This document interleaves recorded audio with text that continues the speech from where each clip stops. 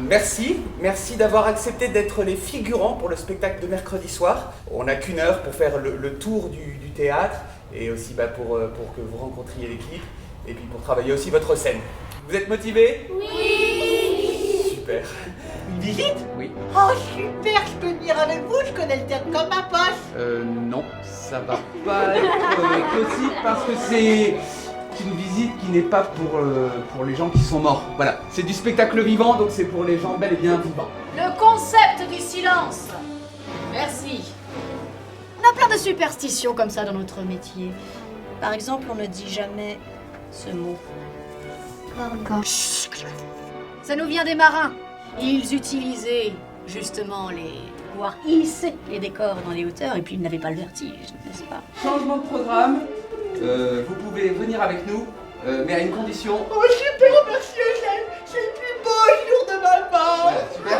Mais par contre, on veut pas vous voir ni vous entendre, d'accord? Je serai muet comme une tombe. Une tombe. Une tombe, c'est plus joli. Ici, c'est l'endroit où l'on se maquille, bien évidemment. Et sur scène, tout le monde se maquille, un garçon-fille. Parce que les projecteurs sont extrêmement chauds, on transpire, hein. Et la transpiration en pleine lumière, ça brille. Alors pour ne pas ressembler à des boules à facettes, on met toujours au moins une petite base de fond de teint.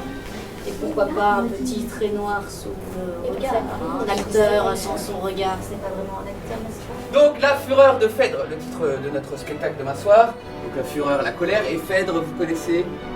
Alors, une reine de l'Antiquité qui n'a pas eu une vie facile, hein, d'où sa colère et d'où ses gros yeux. À ce moment-là, on se regarde tous dans les yeux. On jauge le trouillomètre de chacun. Scénographe, vous voyez, à scéno comme la scène, et graphe comme dans. Girafe? Non, pas girafe.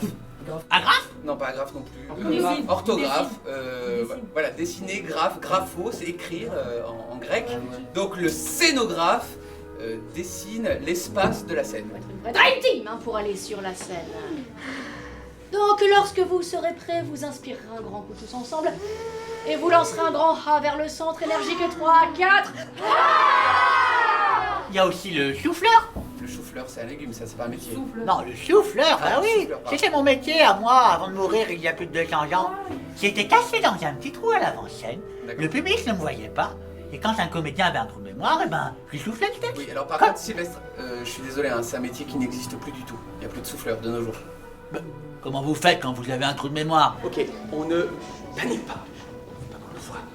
On va aller tous se planquer, du coup, à Jardin. Mais Eugène, le jardin, c'est de ce côté-là. Vous travaillez dans un théâtre, vous pourriez au moins connaître ça, Corée Jardin, c'est la base. Bon, je vais faire un petit point historique. Dépêchez-moi. Au théâtre, on a toujours eu des problèmes avec la gauche et la droite.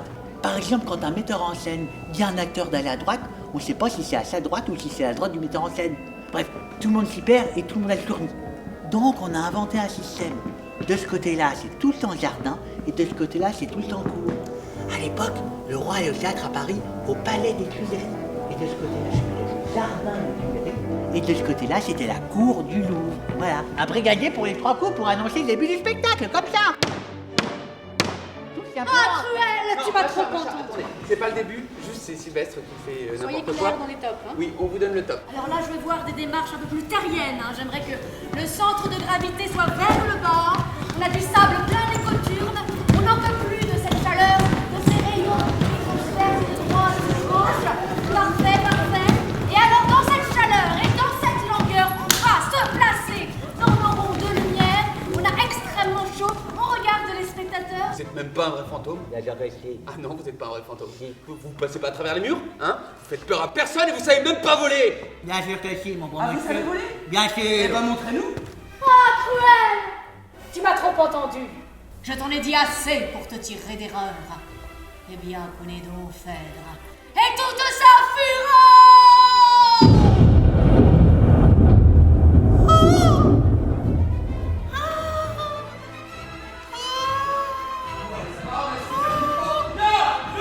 Mais vous m'empêchez de concentrer.